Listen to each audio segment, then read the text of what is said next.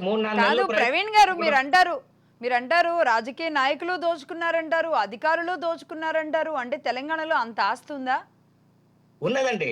వీళ్ళకు ఇంతకుముందు అది ఎట్లా అవినీతికి పాల్పడేటోళ్ళంటే ఏదైనా ఒక పని చేసినప్పుడు ఒక ₹1,00,000 లంచం తీసుకునేవాళ్ళు. హ్మ్. ఒక ₹1,00,000 లంచం తీసుకున్నటువంటి అధికారి గాని, లేకుంటే రాజకీయ నాయకుడు గాని ఏం చేసేదంటే, ఓ 10,000 అందులోకెళ్ళి దేవుని హుండీలో పడేసేవాళ్ళు. హ్మ్. బా దేవుడా మా పాపాన్ని కాపాడమని. హ్మ్. ఇప్పుడేం చేస్తున్నారంటే, వీళ్ళు ఒక 100,00,00,000 అవినీతి చేస్తే ఒక 10,00,00,000 చార్టర్డ్ అకౌంటెంట్స్‌కు, రాజకీయ పార్టీలకు, ఇతర అధికారులకు, న్యాయ వ్యవస్థలో ఉన్నటువంటి వాళ్ళకు పడేస్తున్నారు. వీళ్ళ మీద కేసులు బుక్కు కావు. బుక్ అయినా కూడా బెంచ్‌ల మీదకి రావు. బెంచ్‌ల మీదకొచ్చిన విచారణ జరగదు. విచారణ జరిగిన శిక్షలు పడవు. హ్మ్. మనం ఎంతో మందిని చూసాం. హ్మ్. నిజంగా అవినీతిని కక్కిస్తే ఈ రాష్ట్రంలో ఉన్నటువంటి అప్పు తీరిపోతుంది. ఈ దేశానికి ఉన్నటువంటి అప్పు కూడా తీరిపోతుంది. కానీ కేంద్ర రాష్ట్ర ప్రభుత్వాలు ఆ దిశగా మరి ఆలోచన చేయట్లేవు. మనకు ఇప్పుడు కాళేశ్వరం తీసుకుంటే ఆహ్, మన కేంద్ర హోమ్ మినిస్టర్ గారు అమిత్ షా గారు గాని, మన హ్మ్. భారతదేశ ప్రధానమంత్రి గారు గాని చాలా సార్లు మన రాష్ట్రానికి వచ్చినటువంటి సందర్భంలో కేసీఆర్ గారికి కాళేశ్వరం ఏటీఎం అయిందన్నారు. హ్మ్. మరి వాళ్ళు ఏం చేస్తున్నట్టు? వాళ్ళు ఎందుకు చర్యలు తీసుకోవట్లేరు? హ్మ్. వాళ్ళని ఎవరు ఆపుతున్నారు? ఎక్కడ కట్టడి చేస్తున్నారు? మరి సీబీఐ ఏమవుతుంది? ఏం చేస్తుంది? ఈడీ ఏం చేస్తుంది?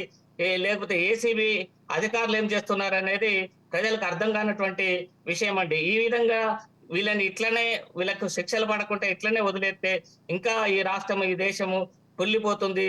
అసలు ఐఏఎస్ చాలా కాదండి. నష్టపోతుంది. ప్రవీణ్ గారు, ఐఏఎస్‌లంటేనే చాలా ఉన్నతమైన పదవి. అది చాలా గౌరవంతో సరస్వతి పుత్రులుగా చూస్తారు ఒక రకంగా. ఎంత కష్టపడితే గాని ఆ స్థానానికి వెళ్ళరు. అందులో సీఎస్‌లు అవ్వడం అంటే ఇంకా వీళ్ళందరికీ బాసులు. మొత్తానికి అంటే ముఖ్యమంత్రి తర్వాతి స్థానం, అంత గొప్ప స్థానం. 8 ఏళ్ల పాటు దాదాపుగా ఆయన ఉన్నట్టున్నారు గదా! అవును. అవును. అయితే హ్మ్. ఈ ప్రభుత్వాలు ఏం చేస్తున్నాయంటే, ఎవరైతే వాళ్ళ మాటలు వినేటటువంటి అధికారులుంటారో, వాళ్ళకి సేవ చేసే అధికారులుంటారో, వాళ్ళకి మాత్రమే కీలక పోస్టులు అంటే ఏం ఇస్తున్నారు. సేవలు? అదే వీళ్ళు ఏది చెప్తే అది వినాలి. వీళ్ళు ఏ విధంగా ఫైల్స్‌ని మూవ్ చేయమంటే ఆ విధంగా చేయాలి. హ్మ్. అట్లా చెప్తే వినే వాళ్ళకే కీలక పోస్టులు ఇవ్వటం వల్ల ఈ రాష్ట్రంలో ఉన్నటువంటి అనేక మంది ఐఏఎస్ ఆఫీసర్‌లు అవినీతికి పాల్పడారు. చాలా మంది ఇప్పుడు మనకు అరవింద్ కుమార్ మీద వచ్చింది ఆరోపణలు, నవీన్ మిట్టల్ గారి మీద వచ్చింది, అమయ్ కుమార్ గారి మీద ఆరోపణలొచ్చినాయి.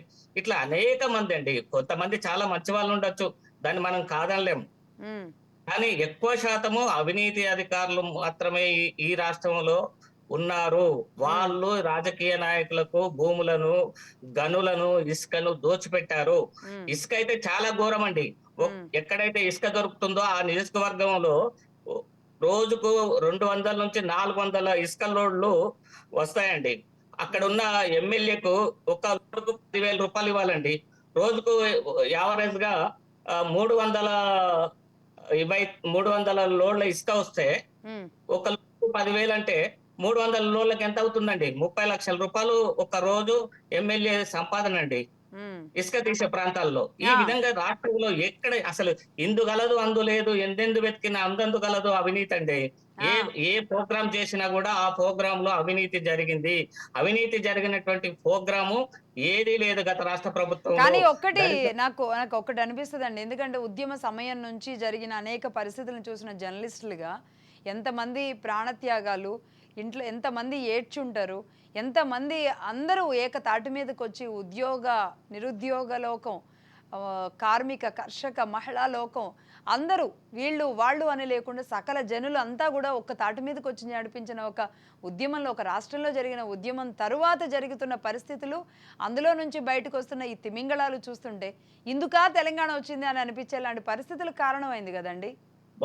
వాస్తవంగా ఆ రోజు తెలంగాణ కోసం పోరాటం చేసినటువంటి మేధావులు గాని, పాటగాన్లు గాని, ఆటగాన్లు గాని వీళ్ళేమనుకున్నారంటే, నన్ను క్షమించాలే అక్కడి రాజకీయ నాయకులు కాకులను తరిమినము అని అనుకున్నారు గాని, హ్మ్. గద్దలను వీళ్ళు గమనించలేదు.